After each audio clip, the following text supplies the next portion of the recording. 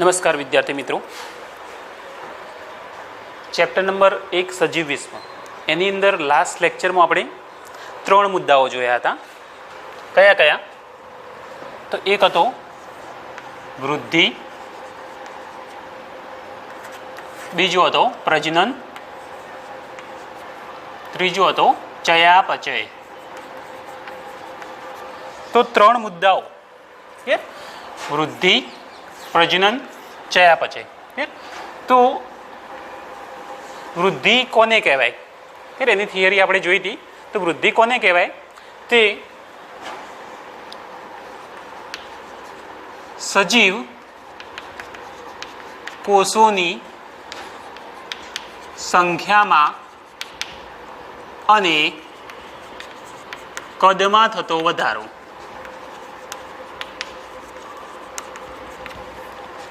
એને શું કહેવાય? વૃદ્ધિ.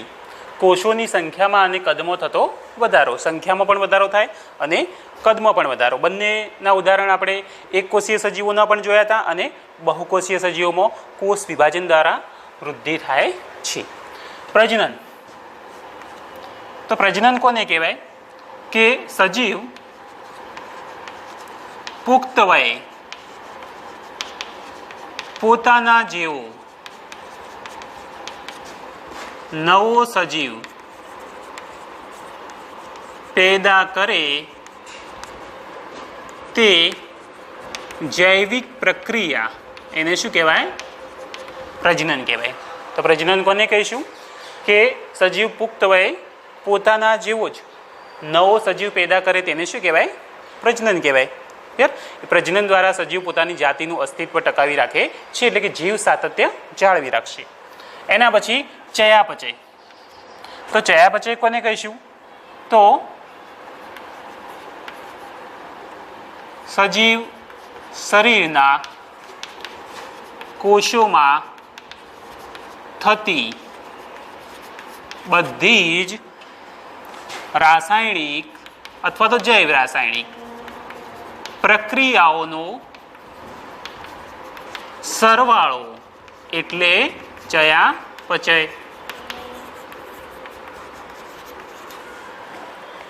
તો ચયાપચય કોને કહીશું? કે સજીવ શરીરના કોષોમાં થતી બધી જ રાસાયણિક પ્રક્રિયાઓ. એ થિયરી આપણે સમજ્યા હતા ચયાપચયની, રિવિઝન પણ કર્યું હતું.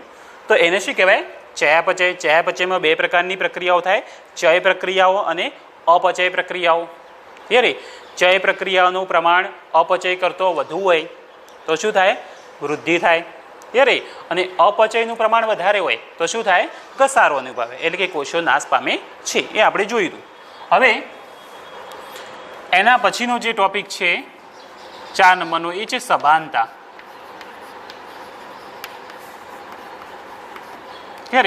જેને સજીવનો સંપૂર્ણ ગુણધર્મ કહેવાય છે.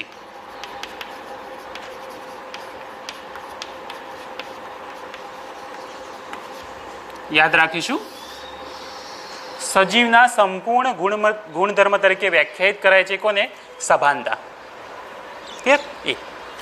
વૃદ્ધિ, પ્રજનન એને સંપૂર્ણ ગુણધર્મ તરીકે આપણે વ્યાખ્યાયિત નથી કરી શકતા, કારણ કે આપણે એમાં અપવાદ જોયા હતા. હવે સભાનતા કોને કહેવાય? તો આપણે જાણીએ છીએ કે દરેક સજીવ પર્યાવરણ પ્રત્યે સભાન છે, જાગૃત છે. જેમ કે વધારે પડતી ઠંડી પડે તો આપણે શું કરીએ છીએ મિત્રો? તો ગરમી લેવાનો પ્રયત્ન કરીએ, એટલે કે વધારે પડતી ઠંડી પડે તો આપણે સ્વેટર પહેરીએ છીએ, તો પછી તાપણું સળગાવીને ગરમી મેળવીએ છીએ. તો પર્યાવરણની જે ઠંડીની ઉત્તેજના હતી એના સામે શું કર્યું? પ્રતિક્રિયા દર્શાવી, તમે ગરમી મેળવી. વધારે ગરમી હોય તો આપણે તરત જ ઝાડ નીચે ઊભા રહીએ છીએ, અથવા તો ઘરમાં પંખો ચાલુ કરીએ છીએ, બરાબર, એસી ચાલુ કરીએ છીએ. તો આપણે પર્યાવરણ પ્રત્યે જાગૃત છીએ. દરેક ઉત્તેજનાઓ સામે પ્રતિક્રિયા એટલે કે જવાબ આપણે આપીએ છીએ. તો એ સભાનતા કહેવાય. એ શું કહેવાય? સભાનતા કહેવાય. જેમ કે અહીંયા પક્ષી છે અને પક્ષીને આપણે મારવા જઈએ તો એ તરત ઉડી જાય છે, તેઓ બેસી નહીં રહેતું માર ખાવા માટે, તો એ પણ શું છે? સભાન છે. એ દરેક સજીવ સભાનતાનો ગુણધર્મ ધરાવે છે, એ જટિલ એનું લક્ષણ છે.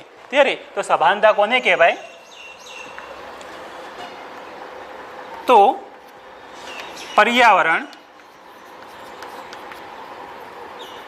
પ્રત્યેની અનુભૂતિ ના આવિષ્કારની ક્ષમતા અને પર્યાવરણીય ઉત્તેજનાઓ સામે પ્રતિક્રિયા, જેને આપણે જવાબ કહીશું, ઉત્તર કહેવાય, ક્લિયર, એ દર્શાવવી એ દરેક સજીવ એ નું જટિલ લક્ષણ છે. દરેક સજીવનું જટિલ લક્ષણ છે. દરેક સજીવ પર્યાવરણ પ્રત્યે સભાન હોય છે, એટલે કે જાગૃત હોય છે. એ તો સભાનતા કોને કહેવાય? કે ભાઈ પર્યાવરણ પ્રત્યે આપણે જાગૃત રહેવું, એની અનુભૂતિ કરવી અને એની સામે પ્રતિક્રિયા એટલે કે જવાબ આપવો.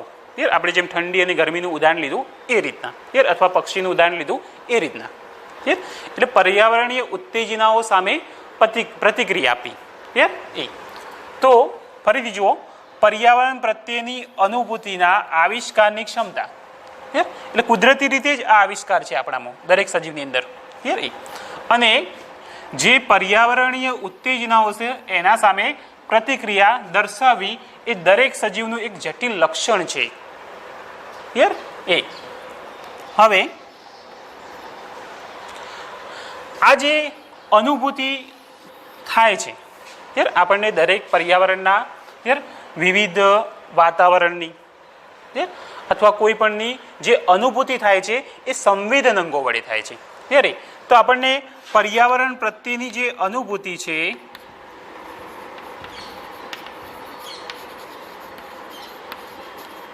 એ આપણા વિવિધ સંવેદન અંગો વડે થાય છે. યાદ રાખીશું.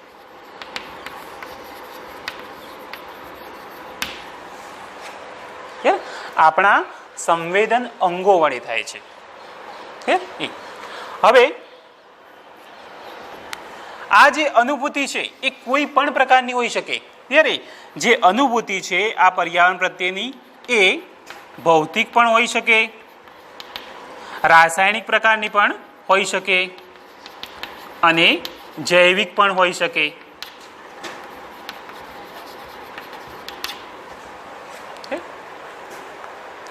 અમુક ટાઈમે બહારથી ભૌતિક રીતે જ આપણે અનુભવી શકીએ, શરીરના અંદર આંતરિક ભાગોમાં અનુભવાય.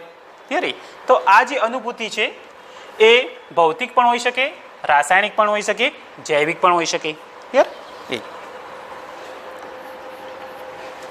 હવે આ જે સભાનતાનો ગુણધર્મ છે એટલે કે પર્યાવરણ પ્રત્યે અનુભૂતિ અને એની સામે પ્રતિક્રિયા એ દરેક સજીવની અંદર જોવા મળે. એટલે કે આદિકોષ કેન્દ્રીય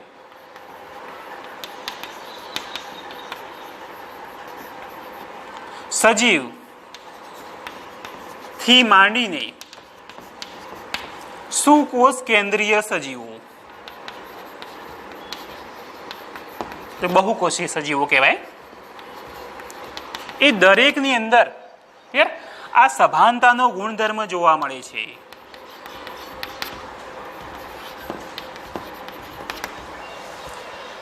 વનસ્પતિ, પ્રાણીઓ, સૂક્ષ્મ સજીવો દરેક પર્યાવરણ પ્રત્યે કેવા છે?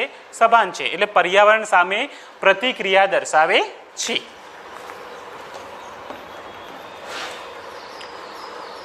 હવે કેટલાક બાહ્ય પરિબળો કયા કયા? જેમ કે પ્રકાશ, પાણી, તાપમાન, અન્ય સજીવો, પ્રદૂષકો વગેરે. આ બધા બાહ્ય પરિબળો છે અને એની સામે દરેક સજીવ પ્રતિક્રિયા દર્શાવે છે. યાદ રાખીશું, ઘણો બધો છે પણ આ ખાસ યાદ રાખીશું કે પ્રકાશ, પાણી, તાપમાન, આપણે અનુભવી છીએ કે તાપમાન વધારે થાય તો આપણે એ તાપમાનમાં સેટલ થવા માટે પ્રયત્ન કરીએ છીએ. એ રીતના તો પ્રકાશ, પાણી, તાપમાન, અન્ય સજીવો, પ્રદૂષકો વગેરે બાહ્ય પરિબળો સામે દરેક સજીવ પ્રતિક્રિયા આપે છે. હવે પ્રકાશ અથવા તાપમાનની વાત કરીએ તો એની અસર સજીવના પ્રજનન પર પણ થાય છે. અમુક જે વનસ્પતિઓ હોય તો ઋતુ સંવર્ધિત વનસ્પતિઓ કહેવાય. એ ભાઈ 4 મહિના જ એમનો સમયગાળો હોય, 12 મહિનામાં 4 મહિનામાં જ એ ઉગતી હોય છે. તો એ જે ઋતુ સંવર્ધિત વનસ્પતિઓ જે પ્રજનનની પ્રક્રિયા હોય છે એની અંદર જે પ્રજનનની પ્રક્રિયા થાય છે એ તાપમાનને અથવા તો પ્રકાશ અવધિને અનુરૂપ છે. જેમ શિયાળો, ઉનાળો, ચોમાસું, એ ઋતુ સંવર્ધિત વનસ્પતિઓ શિયાળામાં અમુક થતી હોય, અમુક ઉનાળામાં થતી હોય, અમુક ચોમાસામાં થતી હોય. એ વનસ્પતિઓના જે પ્રજનનની પ્રક્રિયા છે એના ઉપર આ બધા બાહ્ય પરિબળોની અસર થાય છે. તો ઋતુ સંવર્ધિત વનસ્પતિઓ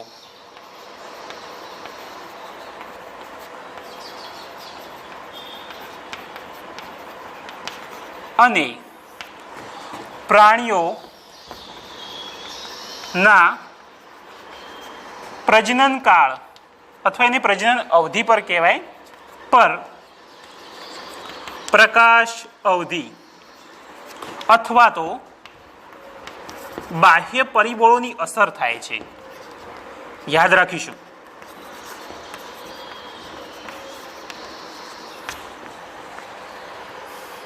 તો આ બધા બાહ્ય પરિબળો છે, પ્રકાશ, પાણી, તાપમાન, પ્રદૂષકો વગેરે જે પરિબળો છે એની વનસ્પતિઓ અને પ્રાણીઓના પ્રજનન કાળ એટલે કે પ્રજનનની અવધિ ઉપર અસર થાય છે. એટલે અમુક અવધિમાં જ એ પ્રજનન કાળ જોવા મળે છે. તો આપણને જાણવા મળ્યું કે દરેક સજીવ પોતાની આસપાસના પર્યાવરણ પ્રત્યે કેવો હોય છે? જાગૃત હોય છે. કેવો હોય છે મિત્રો? જાગૃત હોય છે.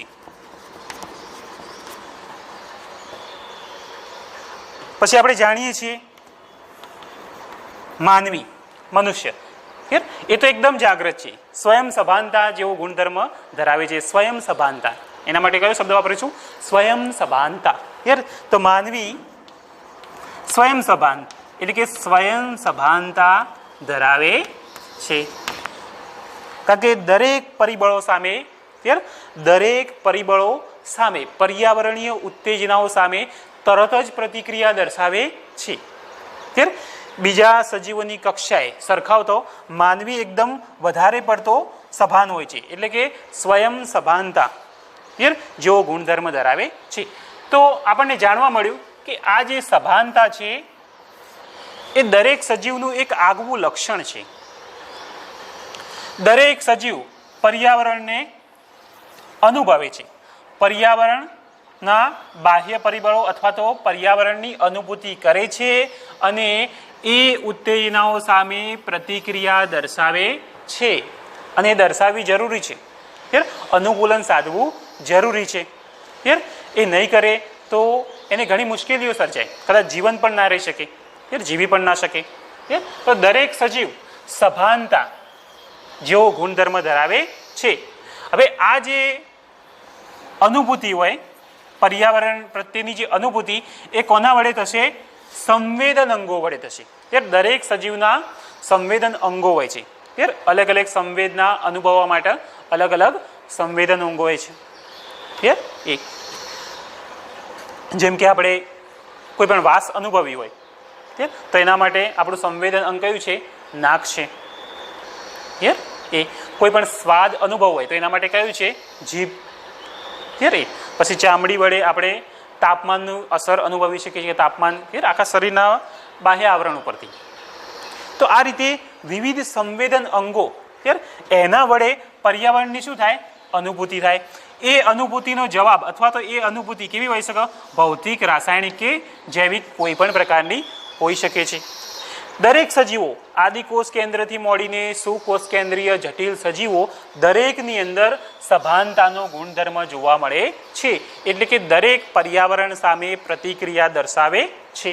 હવે કેટલાક બાહ્ય પરિબળો જેવા કે પ્રકાશ, પાણી, તાપમાન, અન્ય સજીવો એટલે નાના નાના સજીવો, પ્રદૂષકો વગેરેની આ બધા બાહ્ય પરિબળોની અસર વનસ્પતિઓ અને પ્રાણીઓ પર થાય છે. એમના પ્રજનન કાળ પર પણ થાય છે. આમ દરેક સજીવ પર્યાવરણ પ્રત્યે કેવો હોય? જાગૃત હોય. મનુષ્ય તો આપમેળે જાગૃત એટલે કે સ્વયં સભાન હોય છે. તો આ સભાનતા એ સજીવનું સંપૂર્ણ લક્ષણ કહેવાય. સભાનતા એ સજીવનું કેવું છે? સંપૂર્ણ લક્ષણ કહેવાય છે. તો આ હતું સભાનતા, જે સજીવનો સંપૂર્ણ ગુણધર્મ અથવા તો સજીવનો સંપૂર્ણ લક્ષણ કહેવાય છે. ક્લિયર? એ તો નોટ કરી લેજો, વ્યવસ્થિત યાદ રાખી લેજો. ક્લિયર? એ હવે એના પછી આપણે જોવાનું છે સજીવ દેહની આંતરક્રિયાઓનું પરિણામ.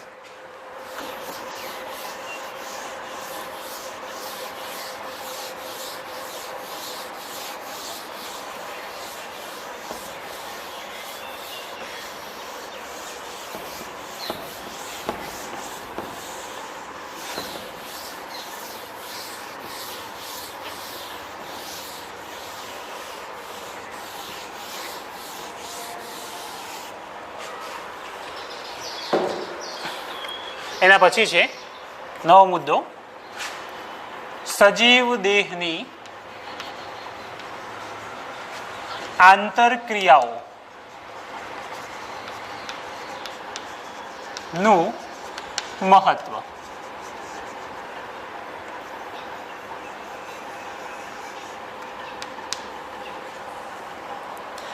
તો દરેક સજીવની અંદર એ આંતરિક પ્રક્રિયાઓ થતી હોય છે. ત્યારે ઉચ્ચ વર્ગના સજીવોની અંદર તો જે ઉચ્ચ વર્ગના સજીવો છે એની અંદર જીવનની વિલક્ષણ એટલે લાક્ષણિક ઘટનાઓ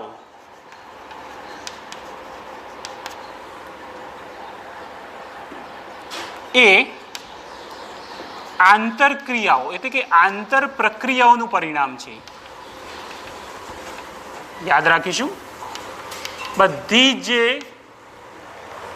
ઘટનાઓ બનતી હોય છે એ એમના શરીરની અંદર થતી આંતર પ્રક્રિયાઓનું પરિણામ છે. જેમ કે આપણે સજીવ દેહની વાત કરીએ, સજીવ દેહ તો આપણે જાણીએ છીએ કે ભાઈ પહેલા એક સામાન્ય કોષ હોય, પછી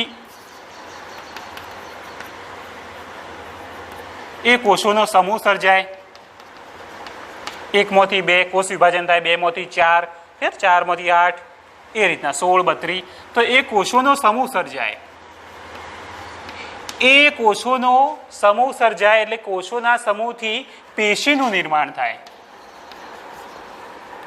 પછી પેશીઓ જોડાઈને અંગતંત્રનું નિર્માણ કરે. અંગતંત્ર અથવા તો અંગોનું નિર્માણ કરે. શું કરે? અંગોનું નિર્માણ કરે. અને વિવિધ અંગો ભેગા થઈને અંગતંત્ર બને અને અંગતંત્ર આખું બધું ભેગું થઈને આપણો શું બને? આખો દેહ બને છે. આ રીતનો ઘટનાક્રમ છે. ત્યારે પહેલા એક સાદો કોષ હોય, પછી કોષ વિભાજન થાય એટલે કોષોનો સમૂહ સર્જાય, પછી કોષોનો સમૂહ ભેગો થઈને પેશી બનાવે, પેશીમાંથી અંગો, અંગોમાંથી આખા દેહનું નિર્માણ. તો આ પ્રક્રિયા જટિલ છે. આ જે સંગઠન છે એ જટિલ છે. એટલે આપણે એવું કહી શકીએ કે આપણા શરીરની અંદર અથવા કોઈ પણ સજીવની આપણે વાત કરીએ તો એની જે જીવનની જે ઘટનાઓ થતી હોય છે, વિલક્ષણ ઘટનાઓ, એ આંતર પ્રક્રિયાનું પરિણામ છે, જે આપણે આ ઉદાહરણ દ્વારા સમજીએ. ત્યારે કોઈ પણ સજીવની અંદર એની અંદર ઘણી બધી પેશીઓ આવેલી હોય, તો તો એ જે પેશીના ગુણધર્મો છે એ, કારણ કે પેશી બનેલી શામાંથી? કોષોમાંથી. શામાંથી બનેલી? કોષોમાંથી અથવા કોષમાંથી. તો પેશીના ગુણધર્મો એ કોષોના બંધારણ પર આધારિત નથી. એટલે કે પેશીના ગુણધર્મો એ કોષોના બંધારણને લીધે નથી, પરંતુ કોષોમાં થતી અથવા કોષો વચ્ચે થતી, કોષોમાં થતી આંતર પ્રક્રિયાઓ અથવા આંતર ક્રિયાઓનું પરિણામ છે. સમજ્યા મિત્રો?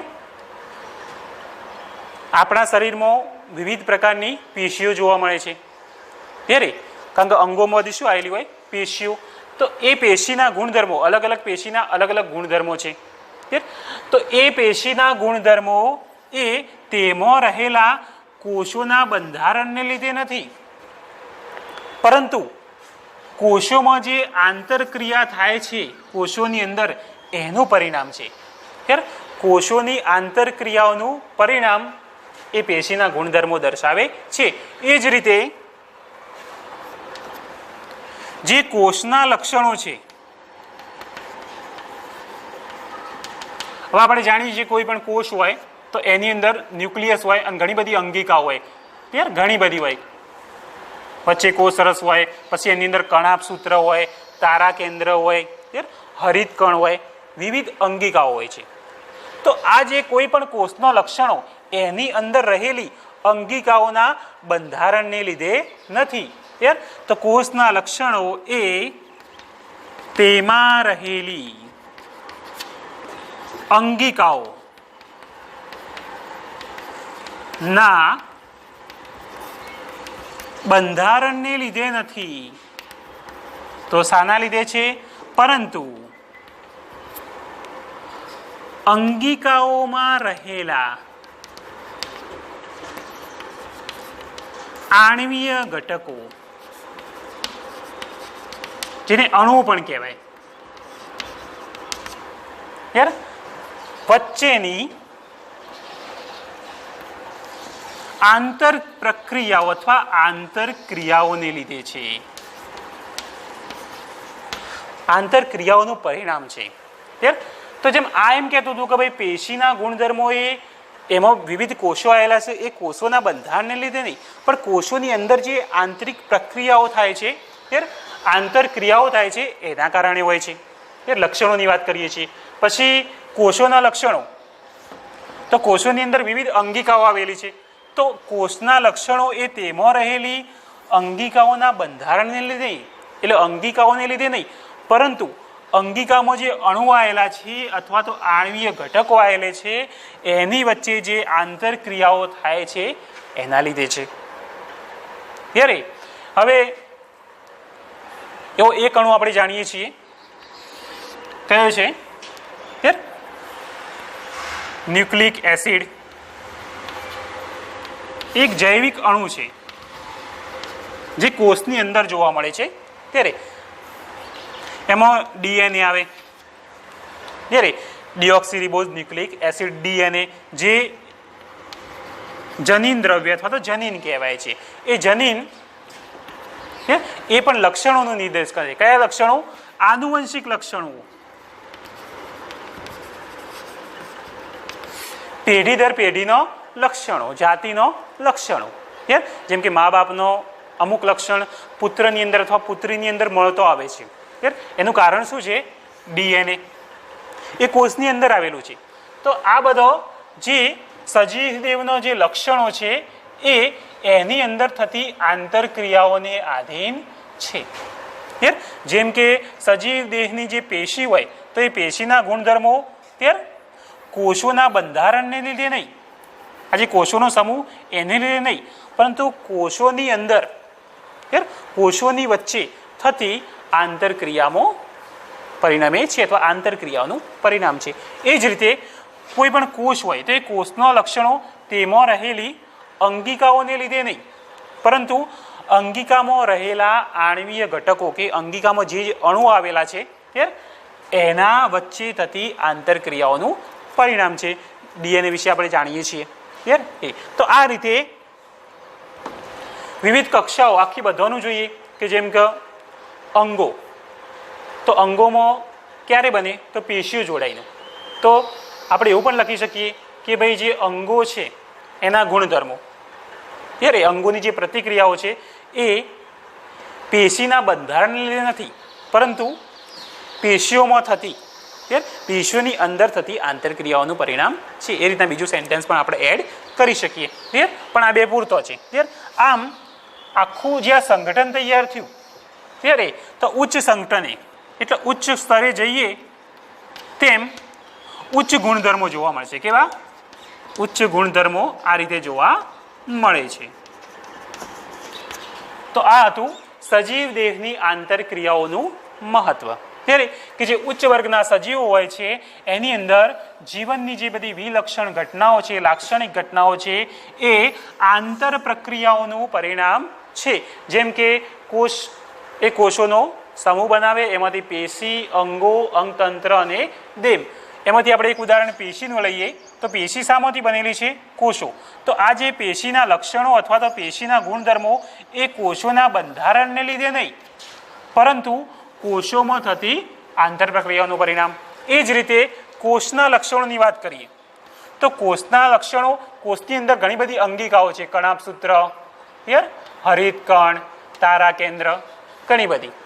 તો કોષના લક્ષણો તેમાં રહેલી અંગિકાઓના બંધારણને લીધે નહીં, પરંતુ અંગિકાઓમાં રહેલા આણ્વીય ઘટકો એટલે કે અણુઓ વચ્ચે થતી આંતરક્રિયાઓનું પરિણામ છે. એક ઉદાહરણ આપણે ન્યુક્લિક એસિડ ડીએનએનું લીધું, જે આનુવંશિક લક્ષણો માટે જવાબદાર છે.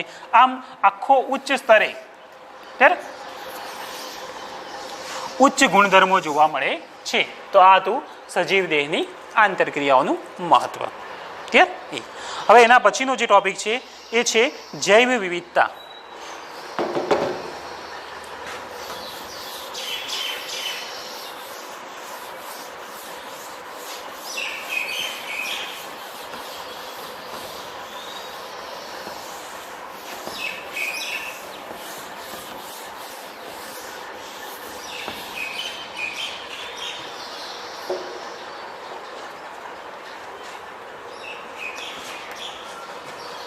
જૈવ વિવિધતા.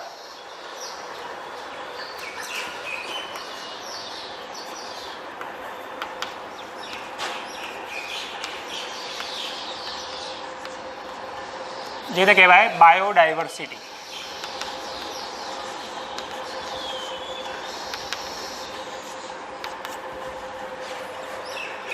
તો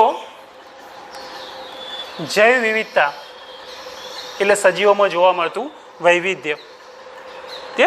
સજીવોમાં જોવા મળતું વૈવિધ્ય. તો એવું લખી શકીએ કે જીવાવરણના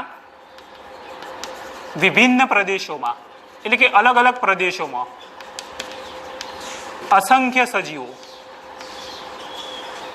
અસંખ્ય સૂક્ષ્મ સજીવો, વનસ્પતિઓ, પ્રાણીઓ જોવા મળે છે. જે આપણે જાણીએ છીએ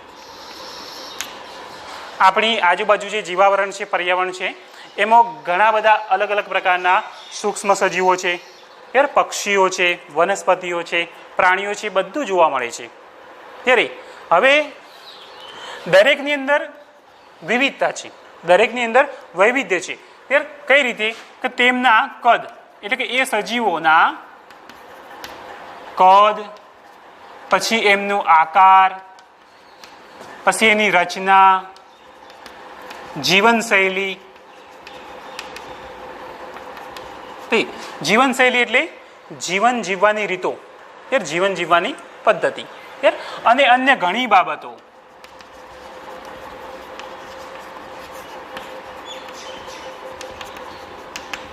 શું જોવા મળે છે? વૈવિધ્ય જોવા મળે છે, વિવિધતા જોવા મળે છે.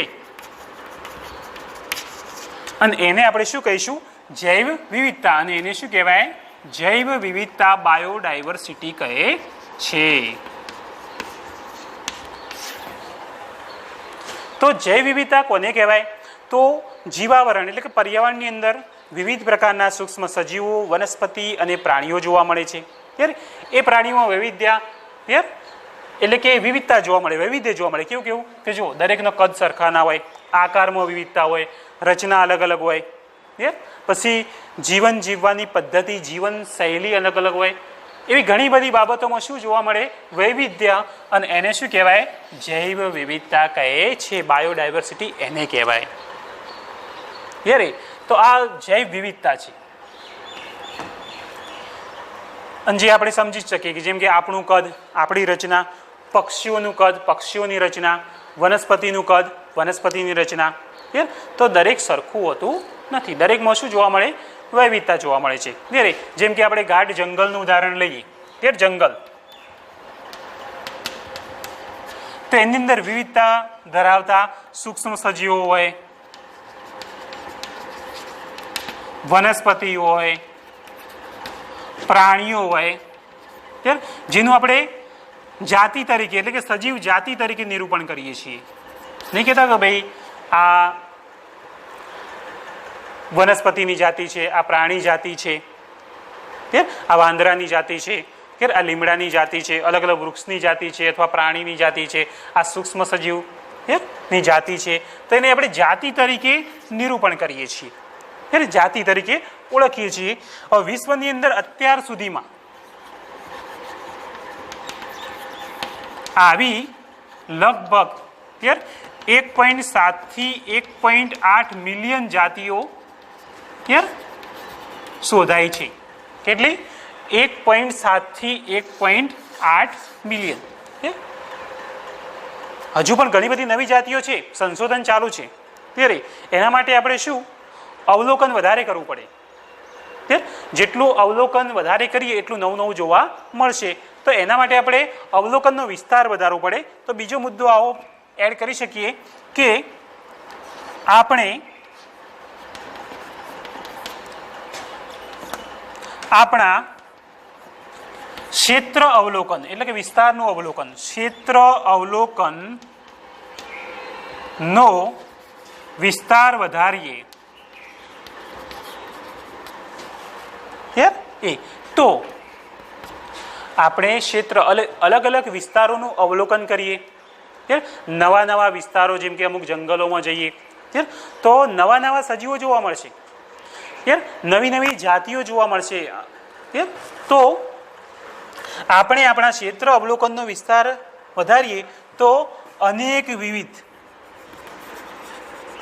નવી જાતિઓ વિશે પરિચય મેળવી શકીએ. તો આપણે નવી જાતિઓ વિશે પણ સંશોધન અથવા નવી જાતિઓ વિશે જાણી શકીએ.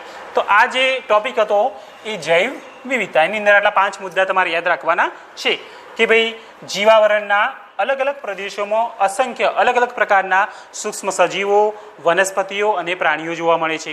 આ જે વનસ્પતિઓ અથવા પ્રાણીઓ છે અથવા તો સૂક્ષ્મ સજીવો છે એમના કદ, આકાર, રચના, જીવનશૈલી અને અન્ય ઘણી બાબતોમાં શું જોવા મળે? વૈવિધ્ય જોવા મળે છે. અને એને શું કહેવાય? જૈવ વિવિધતા, બાયોડાયવર્સિટી. ત્યારે હવે આપણે ગાઢ જંગલનું ઉદાહરણ લઈએ તો જંગલમાં ઘણા બધા નાના નાના સજીવો હોય, વનસ્પતિ હોય, પ્રાણીઓ હોય. ત્યારે એને આપણે સજીવ જાતિ તરીકે નિરૂપીએ છીએ. સજીવ જાતિ બોલીએ છીએ કે ભાઈ આ પ્રાણીની જાતિ, વનસ્પતિની જાતિ. ઘણી બધી એની અંદર પણ ઘણા બધા પ્રકાર છે. ત્યારે વિશ્વમાં હાલમાં 1.7 થી 1.8 મિલિયન, મિલિયન એટલે 1 મિલિયન એટલે 10 લાખ. ત્યારે 1.7 થી 1.8 મિલિયન જાતિઓ શોધાયેલી છે. ત્યારે અને હજી ઘણી બધી નવી જાતિઓ શોધવાનું બાકી છે અને શોધાઈ રહી છે. ત્યારે અને શોધવા માટે આપણે શું કરવું પડે? આપણા ક્ષેત્ર અવલોકનનો વિસ્તાર વધારીએ એટલે કે નવું નવું અવલોકન કરીએ, અલગ અલગ જગ્યાએ જઈએ, ત્યારે તો આપણે નવી જાતિઓ વિશે પરિચય મેળવી શકીએ છીએ. ત્યારે તો આજે આપણે 3 ટોપિક જોયા. કયા કયા? એક હતો સજીવના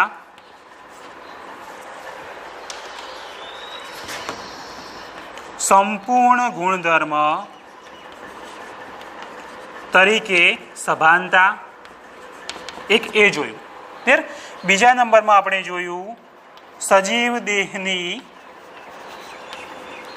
આંતરક્રિયાઓનું મહત્વ, અને ત્રીજું જોયું આપણે લાસ્ટમાં જોયું જૈવ વિવિધતા. ક્લિયર. સભાનતા વિશે જોયું. ક્લિયર. પર્યાવરણ પ્રત્યેની અનુભૂતિ અને પ્રતિક્રિયા દર્શાવી એ સભાનતા હતું. પછી આંતરક્રિયામાં આપણે પેશી અને કોષોના ઉદાહરણ દ્વારા સમજીએ આંતરક્રિયાઓ. ક્લિયર. અને છેલ્લે જૈવ વિવિધતા એટલે બાયોડાયવર્સિટી, જે સજીવના કદ, આકાર, રચના, જીવનશૈલી વગેરેમાં જે વિવિધતા જોવા મળે એને આપણે શું કહીએ છીએ? જૈવ વિવિધતા. ક્લિયર. તો આ ત્રણેય ટોપિક ક્લિયર આજના વ્યવસ્થિત નોંધ કરી લેજો અને વ્યવસ્થિત યાદ કરી લેજો. ક્લિયર. એના પછી આગળના જે ટોપિક છે આપણે નેક્સ્ટ લેક્ચરમાં જોઈશું.